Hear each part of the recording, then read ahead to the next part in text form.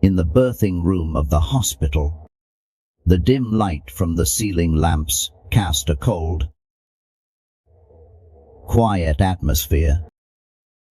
The steady beeps from the medical machines were the only signs of life around, like a reminder that something monumental was about to happen.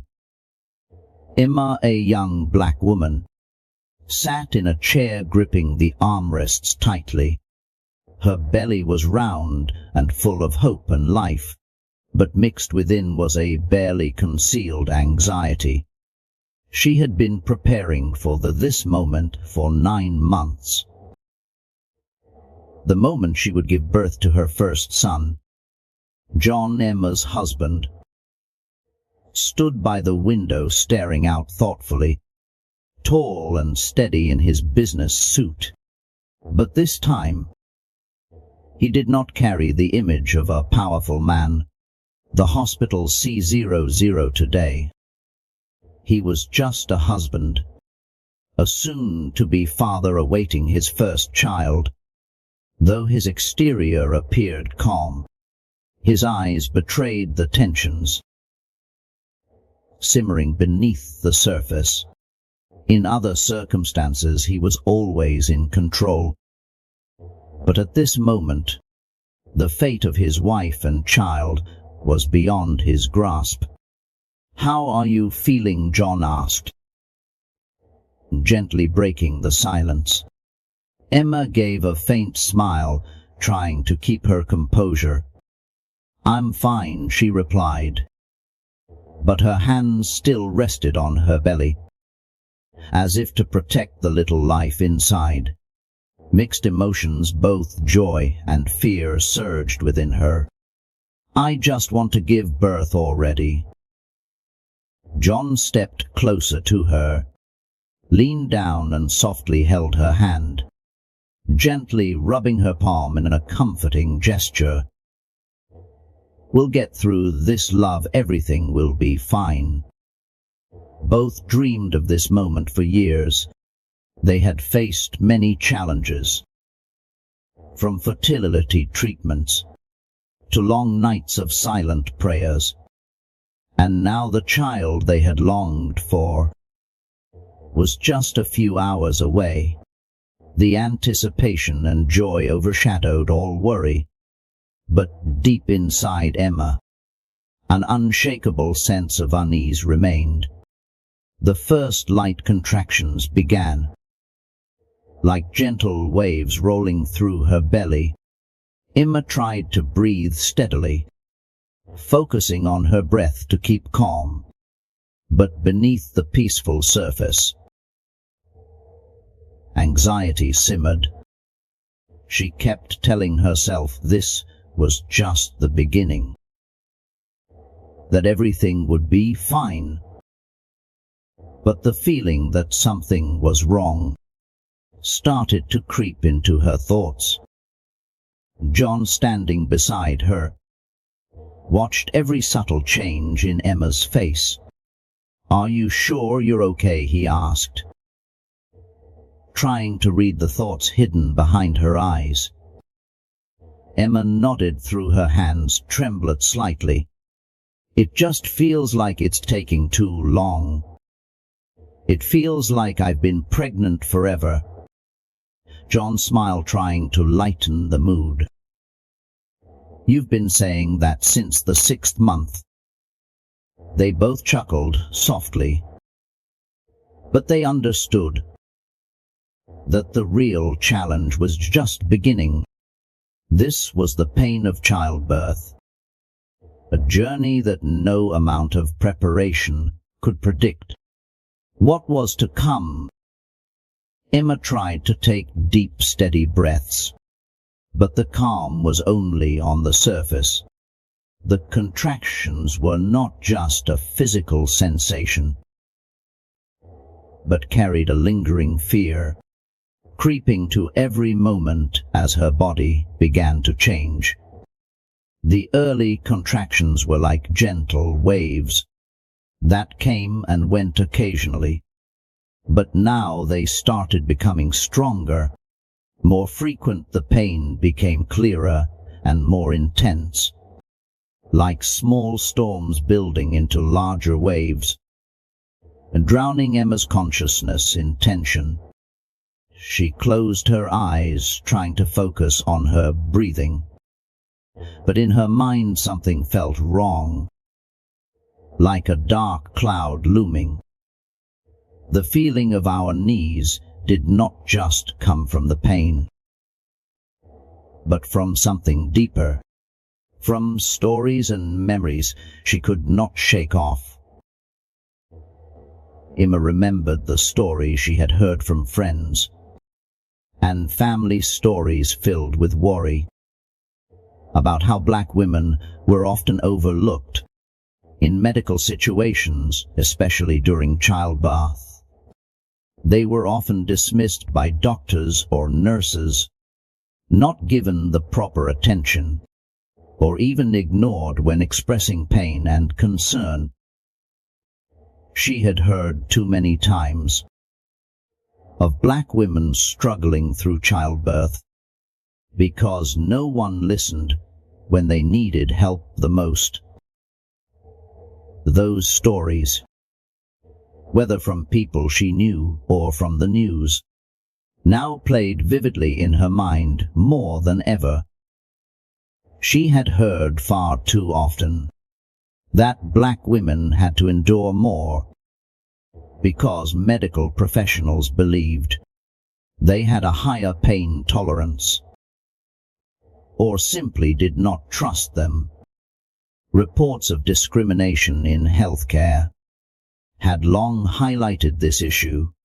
These thoughts now were no longer vague worries, but became a living reality in Emma's mind, as she felt she could become part of those stories.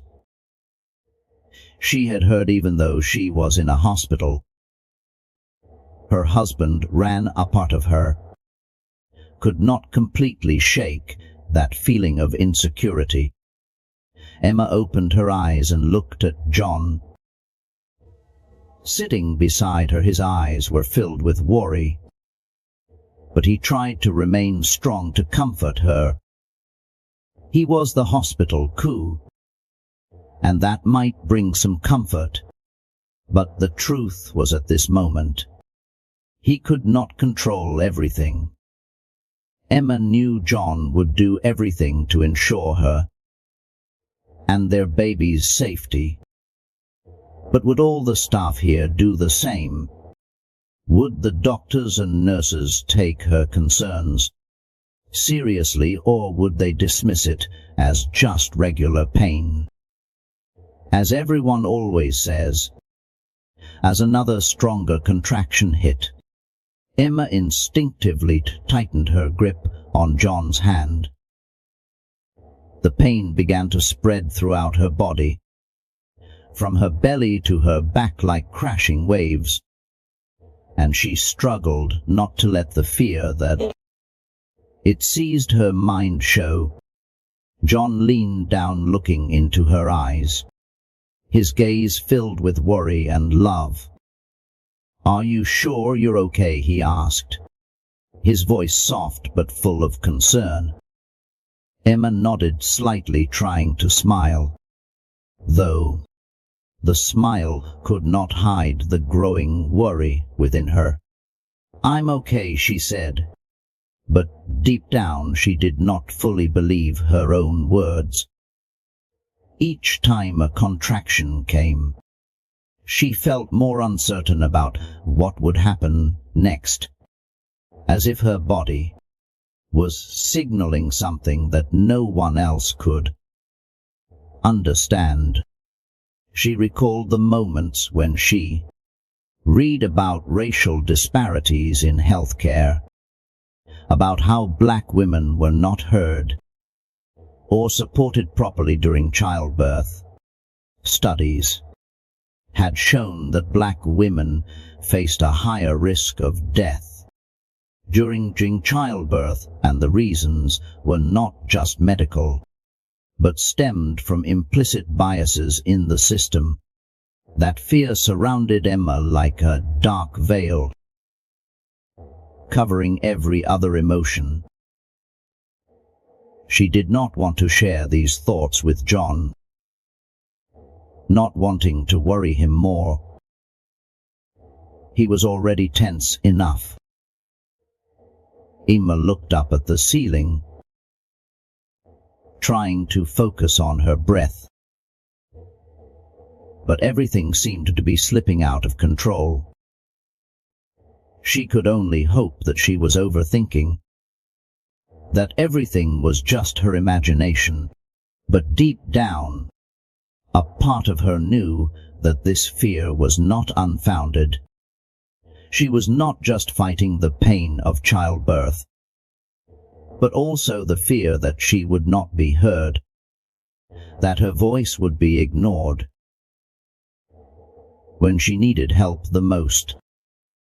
Emma closed her eyes again, trying to regulate her breathing, reminding herself that she was in a good hospital, with good doctors, and that John was by her side. But there was no denying it. The doubt and worry continued to linger, creeping into every moment. Everything will be okay, she told herself, but deep down, the thoughts of injustice and discrimination echoed in her mind, unable to be silenced.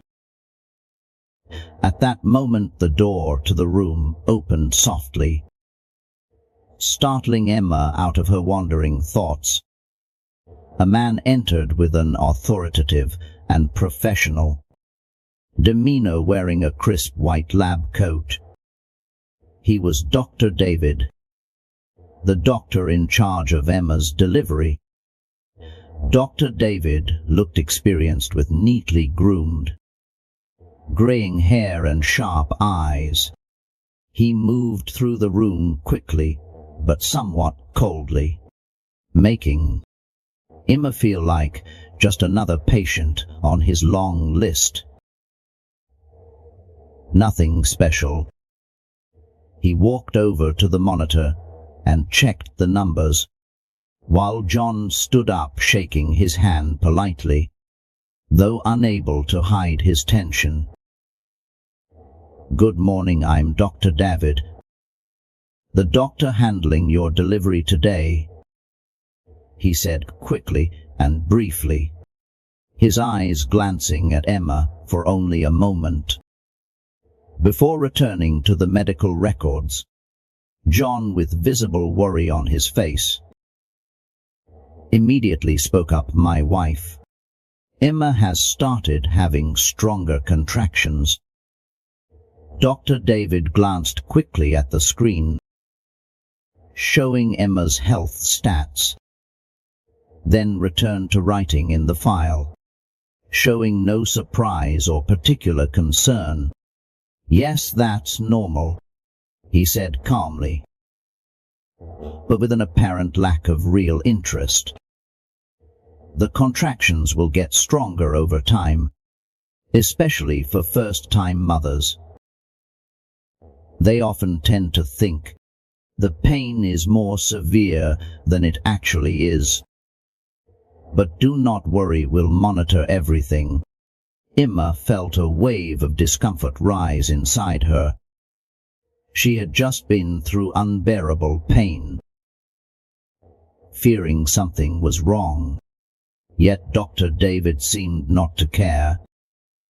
His words, though meant to be reassuring, only heightened the feeling that he was underestimating her experience, that she was just one more routine case he was too familiar with to pay attention to. "My pain is not just getting stronger. It's spreading across my back and feels much more severe," Emma said, trying to keep her voice calm but clear. Dr. David paused, glancing at Emma quickly, but not really looking at her.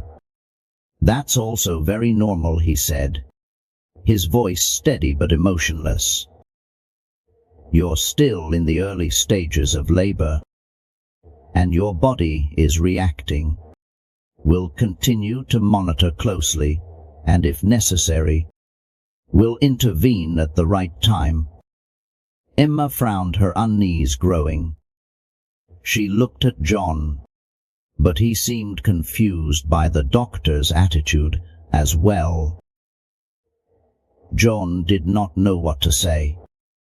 He was not a medical professional, and he was trying to trust what the doctor was saying.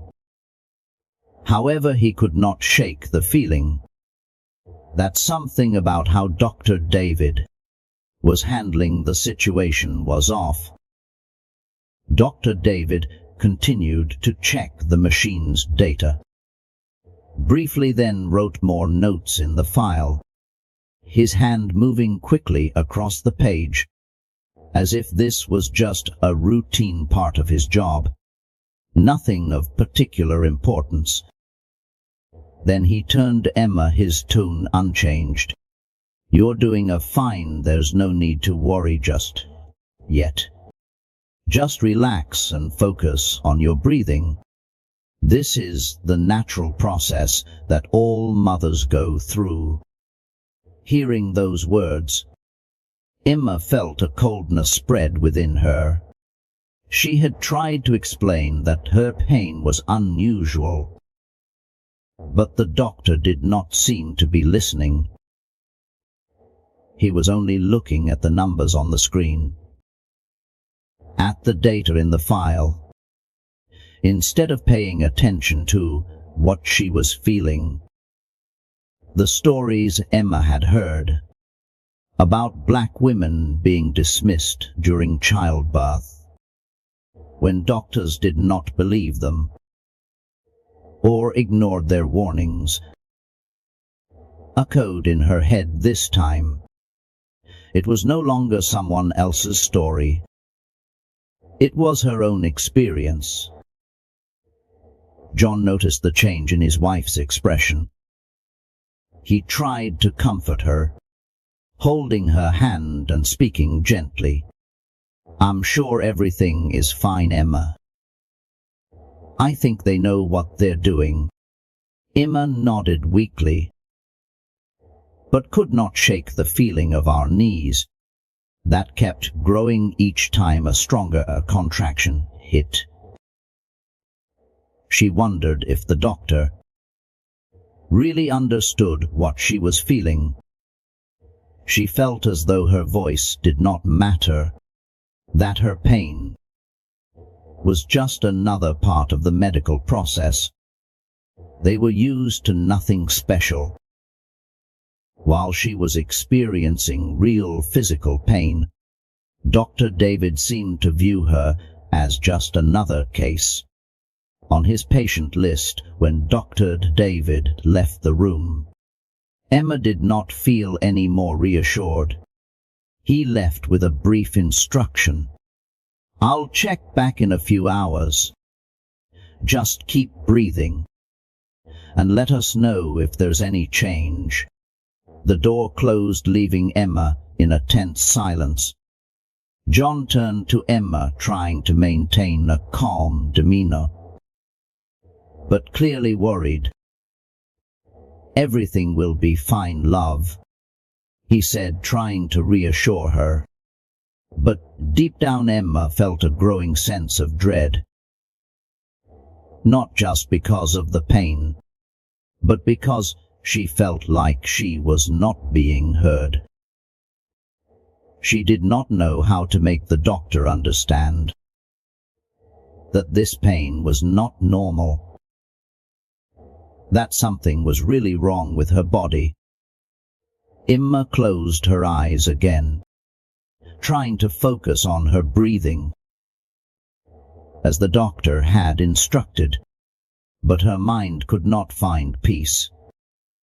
Each breath carried the fear that she would be ignored, that her voice would not be given the attention it deserved.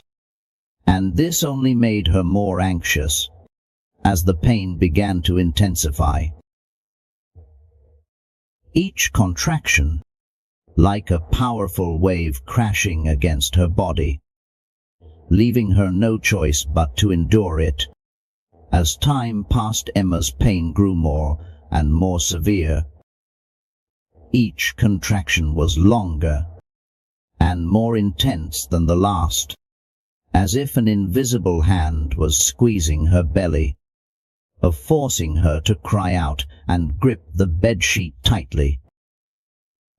It felt as though her body was no longer under her control, as if it was slipping away from her. Emma tried to remain calm, but the pain began to invade her entire being, making everything feel blurry and unbearable. John, sitting beside her, noticed the drastic change in his wife's expression. "Emma, are you okay?" John asked, his voice filled with worry, as he saw sweat beginning to bleed on her forehead. Emma tried to nod, but her eyes told him that things were no longer simple. The pain was no longer just the normal contractions of labor. It felt more like unrelenting torture. "No, it's not okay," Emma finally said, her voice trembling with pain. "This pain, it's too much and something's not right. You have to call the doctor, John." John immediately stood up, the worry etched on his face. He looked toward the door and quickly stepped out, feeling like he could not stay still any longer. He opened the door and glanced down the hallway, hoping to see Dr. David or someone who could help. After a few moments of confusion, a nurse passed by and John hurriedly asked for help. A few minutes later, Dr. David returned to the room, his expression not overly hurried, which only heightened John's worry. "What's going on?" he asked, his voice still calm but distant. "My wife is in more pain, and she feels like something's wrong." John explained, his voice tense with stress. "This pain is not like what you said earlier. I think you should check again." Dr. David glanced at Emma, who lay on the bed with a pale face, her hands gripping the edge of the bed sheet. He silently approached, checked the monitors, and looked again at the medical file. Without speaking for several seconds, "She's still stable, according to the indicators we're monitoring," he said after checking. "Stronger pain is normal as labor progresses. She's still in the early stages, and this could last for several more hours." Emma heard the doctor's words and felt as if everything around her was beginning to sway. The pain had become unbearable, and the doctor's indifference only made her feel more abandoned in this situation. She tried to say something, but the pain was too intense for her to form the words. All she could do was look at John, hoping he could understand the fear she was feeling. John could not hide his frustration. He felt stuck between trusting the doctor and the sense that something was seriously wrong with his wife. "Can you check more thoroughly?" John demanded, his voice becoming firmer. "She says this pain is unusual and very severe." Dr. David sighed, clearly irritated by John's request. But he still approached Emma and quickly examined her condition once more. After the examination, He shrugged and said, "She's only dilated about 3 centimeters, which means we're still a long way from delivery. This pain is part of the process, and she'll have to endure it a while longer. There's no reason to worry at this point." Hearing that, Emma felt a wave of disappointment and helplessness that she could not put into words. The pain was getting worse, as if something was truly wrong with her body, but Dr. David continued to dismiss what she was feeling. She tried to take a deep breath, but the worry and fear were creeping in. John stared at the doctor, anger clearly visible on his face. "My wife is in excruciating pain, and all you're saying is that it's normal. Are you sure?" His voice was filled with frustration. Unable to understand why the doctor's concern was so cold, Dr. David responded with a blank look. "I've monitored many deliveries, and this is a natural process. We do not need to intervene too early. I'll check back in a few hours." He then left the room without saying anything more. John stood frozen, staring after the doctor. He felt a mix of helplessness and confusion, unsure whether to trust the doctor's words or the sense that his wife was experiencing something much more serious. Meanwhile, Emma, lying on the bed with a pale face, began to feel that she was not being heard, that her pain and concerns were being dismissed. The pain continued to rise, and all she could do was grip John's hand, hoping he would understand and act. Before it was too late, John looked down at his wife, feeling overwhelmed by helplessness in that moment. As Emma's pain worsened, he knew he could not stand still any longer. He had to do something. Without waiting another moment, John quickly left the room, heading down the hallway with determination in his eyes. He ran to find someone who could help, and after a while he encountered Dr. Sullivan, one of the most experienced doctors at the hospital.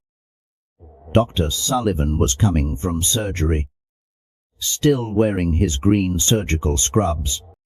John, breathing heavily from anxiety, stopped him and quickly explained his wife's urgent condition. "Dr. Sullivan, I need you immediately," John said, his voice trembling with worry. "My wife Emma is in terrible shape." Dr. David is not listening. "But I know something's wrong. You have to help us." Dr. Sullivan immediately recognized the seriousness in John's voice. Without hesitation, he nodded and quickly made his way to Emma's room. When he entered the room, he saw Emma lying on the bed, her face pale and drenched in sweat. Emma's eyes were wide open, clearly showing her fear and pain. Dr. Sullivan only needed one look to realize that her condition was not like a normal labor. "Hello, Emma," Dr. Sullivan said in a calm but serious tone, as he began checking the equipment and her condition. "I'm going to take another look at your situation right now."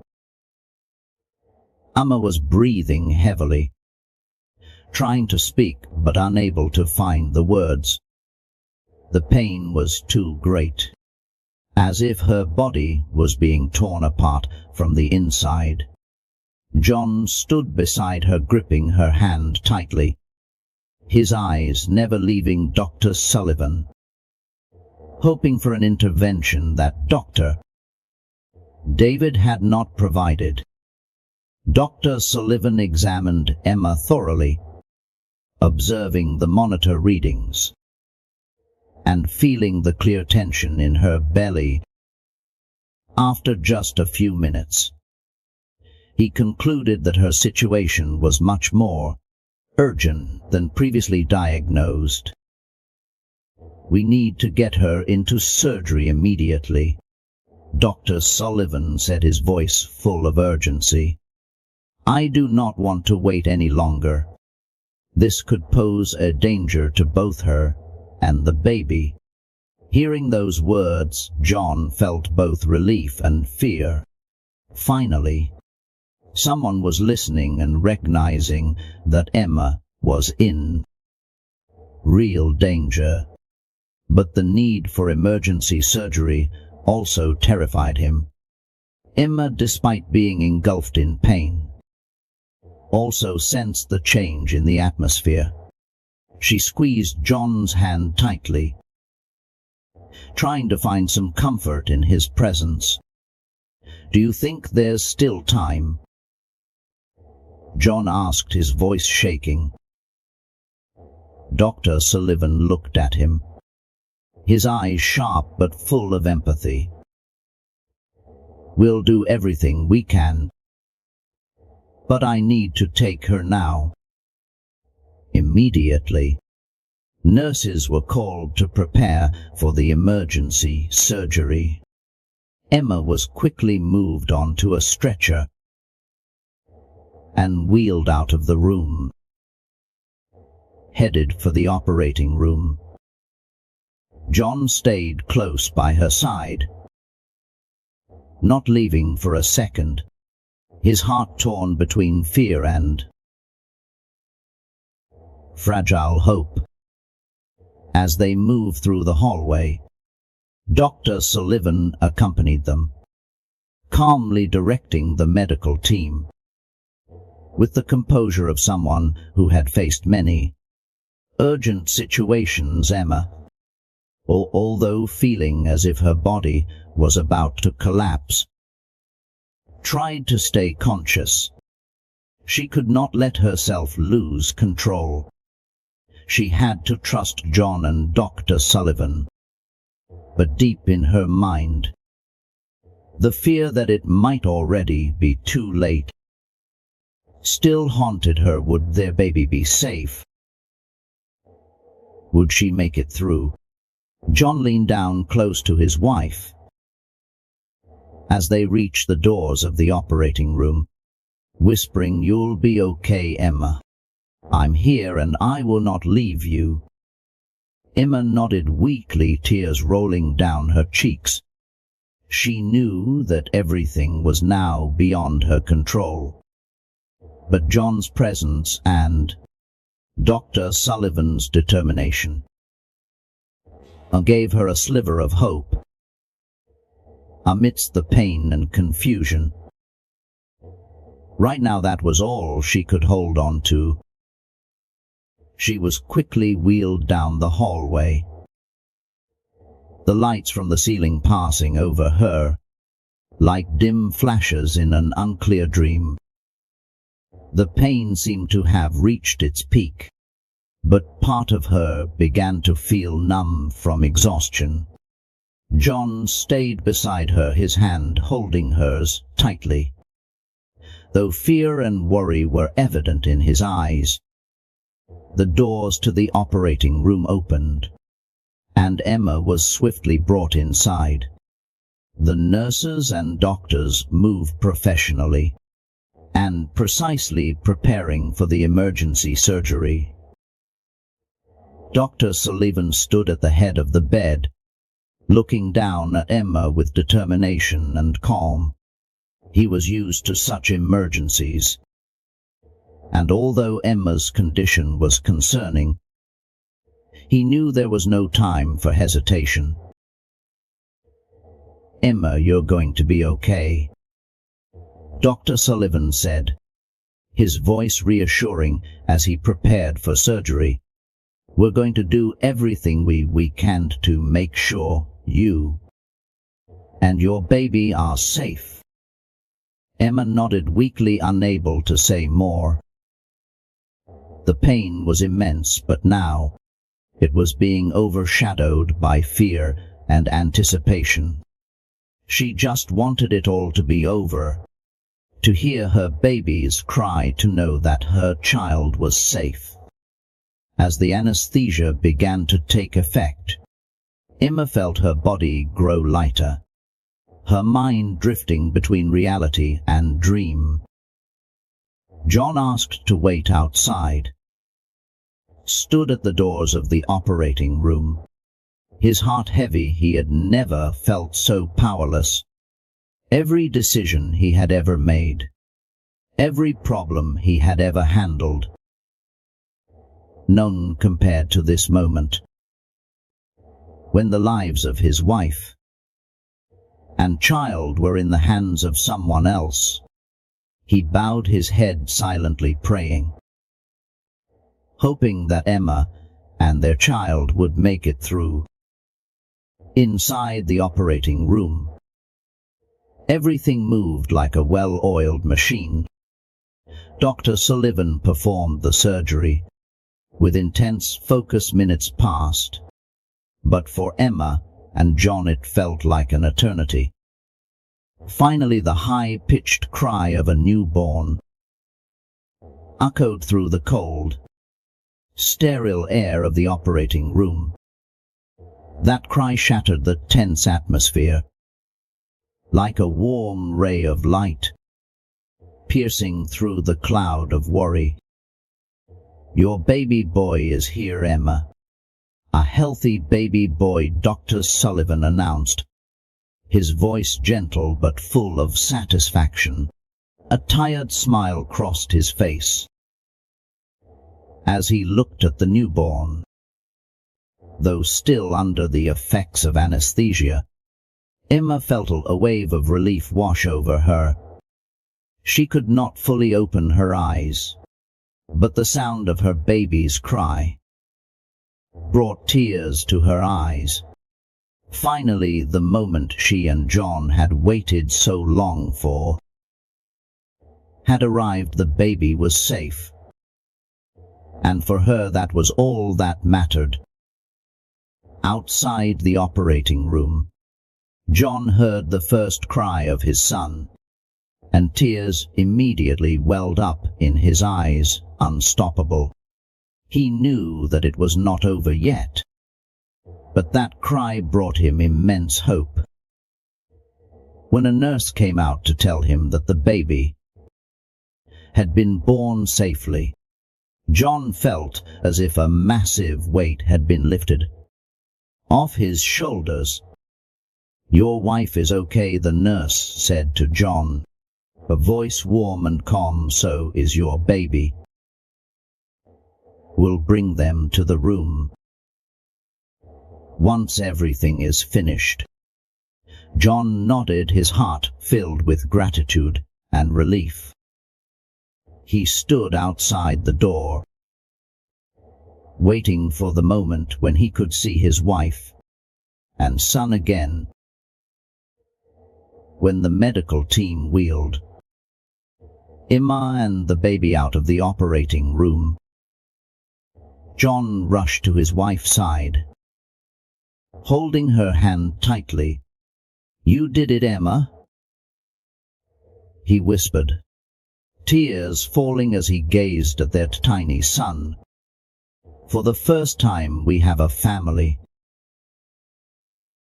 Emma, still weak and tired, tried to open her eyes to look at her baby. Her heart swelled with happiness and relief. The tiny baby with soft skin and faint cries was here, safe in her arms. All the pain, all the worry, vanished when she felt the little life resting peacefully in her embrace. "Our baby Emma," said softly, her voice filled with love. John sat beside her, his hand still holding hers, as if to remind them both that they had made it through. They both gazed at their son, their hearts overflowing with joy and relief. In that moment, all the worries of the past faded away, leaving only love and boundless happiness, as their family was finally safe together.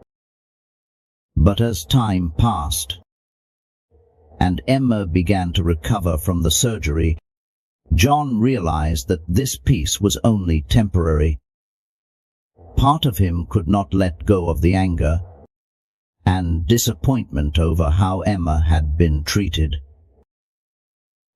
They were fortunate to have Dr. Sullivan, but he could not forget how Dr. David had dismissed his wife's warnings, putting both her and the baby at risk. A few hours after the surgery was completed, Emma was moved to the recovery room. John sat beside her bed, still holding her hand, but in his eyes, the worry was slowly being replaced by anger. They had gone through a horrifying experience, and now it was time to face the truth. There was a soft knock on the door, and John looked up to see Dr. David entering the room, his expression not much different from before.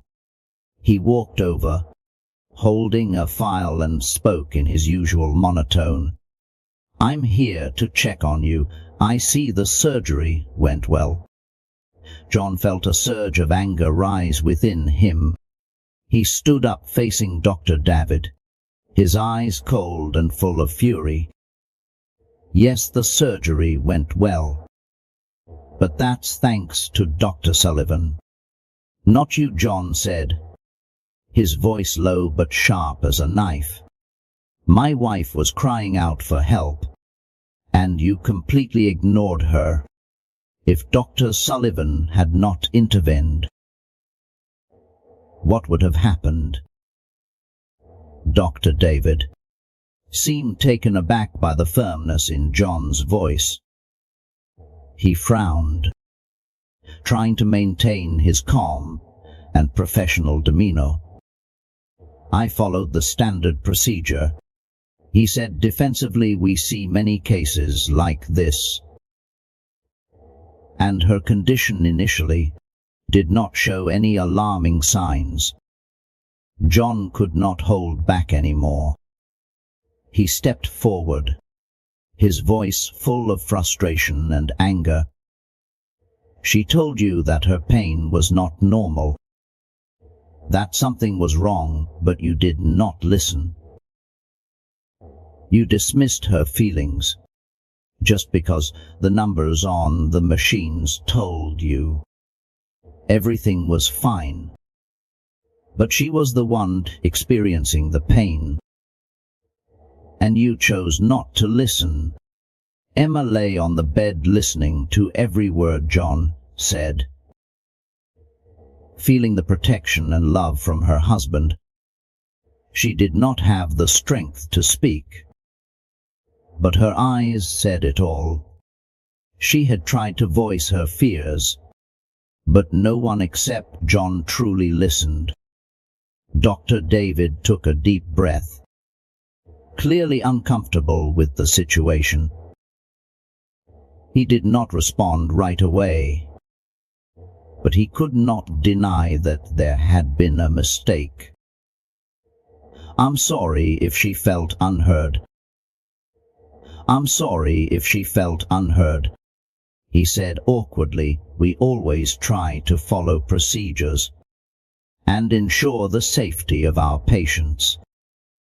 John shook his head, feeling that this half-hearted apology was not enough.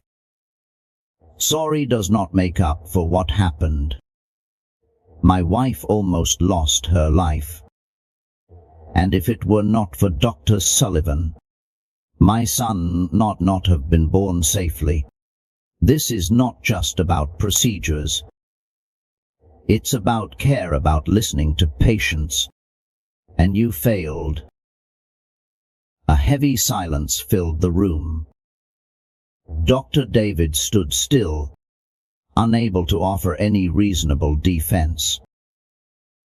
He knew he had been wrong, but his weak apology did little to ease the anger and pain of John and Emma. After a long pause, he bowed his head and left the room, leaving John and Emma in silence. As the door closed, Emma sighed, looking at John with deep gratitude. "You did the right thing," she said softly, her voice weak but filled with appreciation. "I do not want this to happen to anyone else." John sat back down beside her, taking her hand and speaking gently. "I know we have to make sure this does not happen again to anyone. This system needs to change." Emma nodded, closing her eyes from exhaustion, but feeling a sense of relief. She knew that what they had just gone through was not just their battle, was part of a bigger fight against the injustice and discrimination in the healthcare system. And though they had made it through, they knew many others would not be as fortunate. John sat there silently but full of determination. He was not going to let this go. This was not just about Emma or their son. It was about all the other women who needed to be heard and properly cared for. And as the coup of this hospital, he would use his position to ensure that this would never happen again. That thought burned within him like a fire, pushing him to take action. A few days later, as Emma recovered from the surgery and their son was being well cared for, John knew it was time to confront the hospital about what had happened. He was ready for a fight to make a change. That morning he received a call from the hospital CO, Miss Thompson, with whom John had worked for many years. Mr. Thompson was well aware of what had happened with Emma and had scheduled an emergency meeting to discuss the incident and find solutions for improvement. In the large conference room, John entered, his mind full of determination.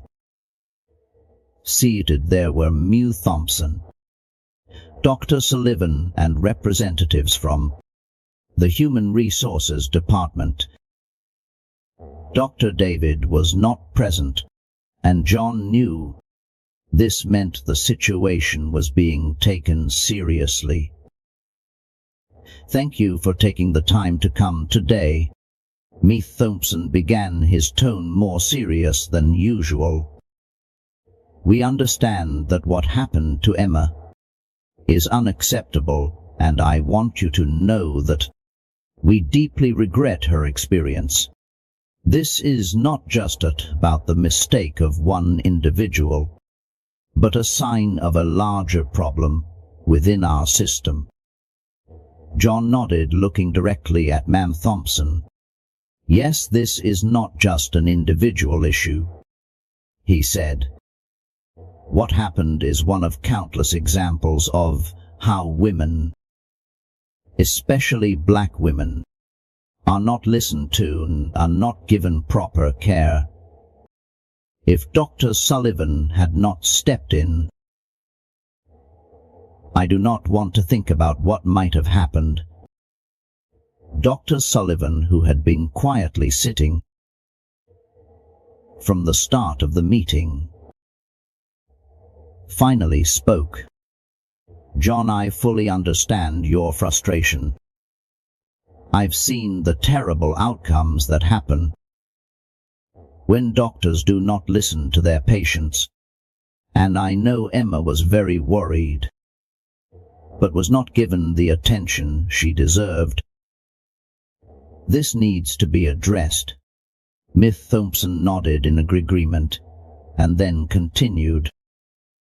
"After conducting an internal investigation, we've decided to suspend Dr. David and initiate a full review of how our hospital handles high-risk patient cases, especially for Black women.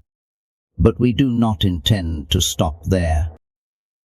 We want to ensure that incidents like this never happen again." John sat up straighter, feeling a glimmer of hope that these words might lead to real change. "Do you have any specific plans?" John asked, his tone still serious. Mira Thompson nodded, then opened the file in front of him.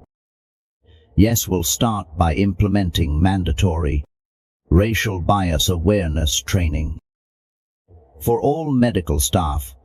We're also establishing a new feedback process where patients can be more thoroughly evaluated, regardless of what the monitors say. This will ensure that every patient's concerns are addressed comprehensively." Dr. Sullivan added, "We'll also improve coordination between doctors in complex cases. When there's any doubt about a patient's health, the attending physician must report to senior staff to ensure no important detail is overlooked." John sat quietly for a moment, feeling that they were finally understanding the real issue. He knew this was not something that could change overnight, but at least it was a first step in ensuring that no one else would have to go through what Emma had endured. "These are good starting steps," John said, his voice deep but filled with resolve. "But we need to do more. This is not just about one training session or a new process. This is about changing the culture of the hospital, making sure every patient is heard and cared for equally." Miss Thompson leaned back in his chair, his eyes filled with empathy. "You're right, John. This is not just a small issue. We'll continue working with medical experts and outside consultants to create more in-depth changes in the system. And we need your cooperation, not just as Ku, but as a husband who has gone through this situation firsthand." John nodded, feeling that finally his and Emma's voices were being heard. But more than that, he knew this was just the beginning of a long fight to change how the healthcare system treated people like Emma. The meeting ended, but John's determination remained. He knew this was not just about his family, but about creating a healthcare environment where every patient, no matter their race or background, would be listened to and treated with proper care. And from that moment on, he promised himself that he would never stop fighting for that change. When John left the meeting and returned to Emma's room, where she rested with their son, his heart was filled with determination. The fight for fairness and safety and healthcare had begun, and he knew he would play a crucial role in making that change. Emma smiled softly when she saw John enter. She was holding their little son in her arms, feeling every gentle breath of the baby. Although still weak from the surgery, her heart was filled with happiness, knowing that her family was safe and that John, the man she trusted most, had stood up not just for her, but for the many other women who might find themselves in similar situations. "How did the meeting go?" Emma asked, her voice weak but full of care. John walked to her bedside, sat down and took her hand. "Things are moving in the right direction," he replied, his eyes shining with resolve. "The hospital is committed to changing its procedures, not just with training, but also in how they listen to and approach patients. They will not let something like this happen again." Emma nodded, feeling a sense of relief settle over her as she realized that the hardship she had endured would not be forgotten. She had not just survived one of the most difficult moments of her life, but she had also become a part of a movement for change. She knew that she was not alone, and that many other women needed to be heard and treated with the proper care. 2 days later, Emma and her son were discharged from the hospital. John and Emma prepared to take their tiny baby home, where a new life awaited them. The hospital hallways no longer brought the same sense of insecurity as before, but instead there was a sense of hope that they had made a difference.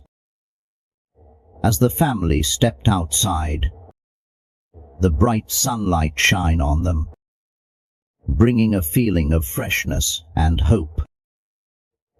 Emma looked down at her son, the baby who had been born amid so many difficulties, and felt warmth fill her heart. This journey was not just their own, but the journey of many others who were not fortunate enough to get timely help. But thanks to these changes, they would have a chance to be heard and cared for better. John held Emma's hand, and together they walked forward. Although they had overcome a difficult phase, they knew the journey was far from over.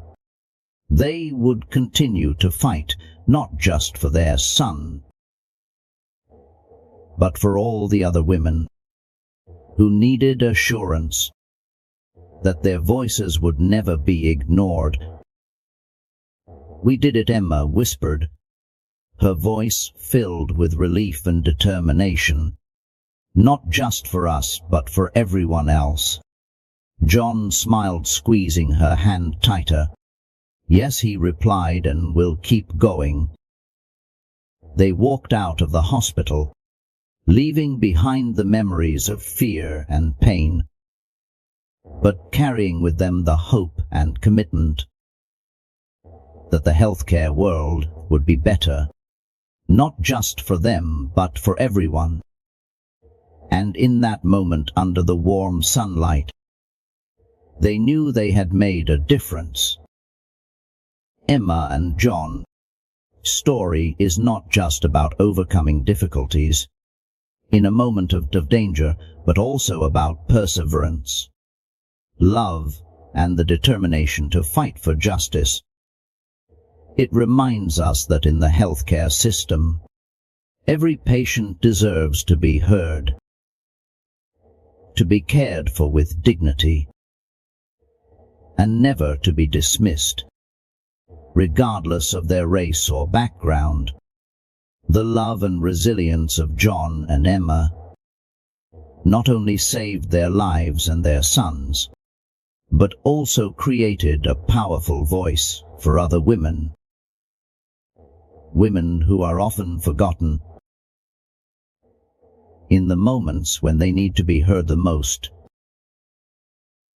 The profound message of this story is, we must always protect one another, always stand up against injustice, and demand the rights of those who are unheard.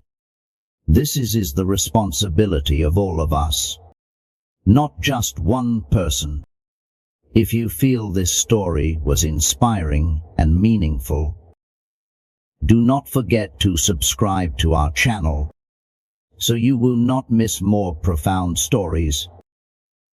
Let's spread fairness, love, and understanding together to make the world a better place every day. Hit subscribe and turn on notifications to stay updated with our latest stories. Thank you for joining us.